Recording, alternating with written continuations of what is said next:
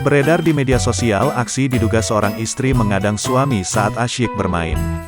Rekamannya diunggah akun Instagram @terangmedia pada Rabu, tanggal 19 Januari tahun 2022. Dalam rekaman terlihat wanita berbaju pink menggunakan kayu mengadang sang suami untuk berhenti balapan motor trail. Dari arah depan terlihat dua orang tengah balapan motor trail. Sang suami terlihat sedang seru-seruan bersama koleganya balapan motor trail di sebuah arena. Lantaran diduga disuruh pulang oleh sang istri, sang suami pun akhirnya mengakhiri permainannya. Pada cuplikan selanjutnya terlihat rider tersebut membonceng perempuan tersebut keluar dari area lintasan balap. Rekaman ini pun menuai berbagai komentar dari warganet. Banyak netizen yang menyayangkan aksi wanita tersebut. Mereka menganggap sang istri tak wajar mengganggu hobi suami.